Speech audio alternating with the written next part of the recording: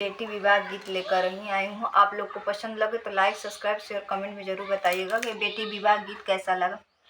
अरे सूर्य गौन लागे ठीक दोपहरिया, अरे ठीक दोपहरिया। सूर्य ग्रहण लागे ठीक दोपहरिया, अरे ठीक दोपहरिया।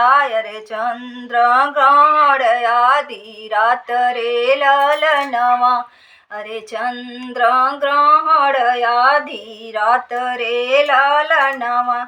बेटी ग्रहण लागे बिन बिनु सहरा रे, बिन बिनु सहरा रे। बेटी ग्रहण लागे होत बिनु सहरा, अरे होत बिनु सहरा।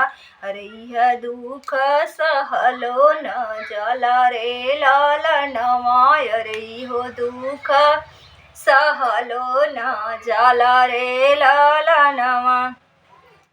9 महीना बेटी कोखिया में डोवली, अरे कोखिया में डोवली।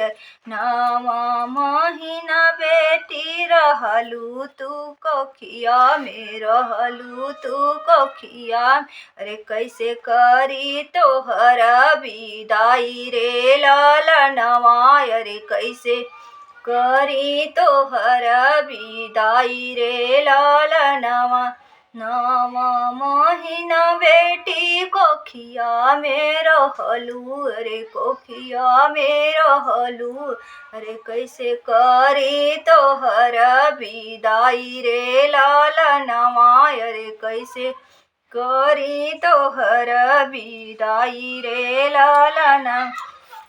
पेट ही काटी काटी बेटी तोहके खियावली, अरे बेटी तोहके खियावली। अरे कैसे कदेई बिसराई रे ललनवा। पेट ही कट कट तोह बेटी खियावली, अरे तोह बेटी खियावली। अरे कैसे करी हर विदाई रे ललनवा, अरे कैसे कदेई बिसराई रे ललनवा। जैसे नयन बिनया अंधाया दूरा रे, अंधाया दूरा।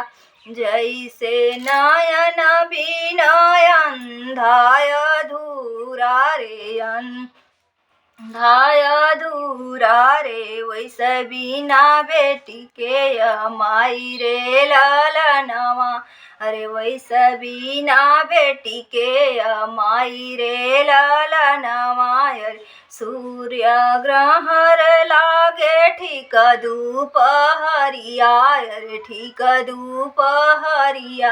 अरे चंद्र ग्रहण लागे आदि की राती रे, अरे आदि की रात।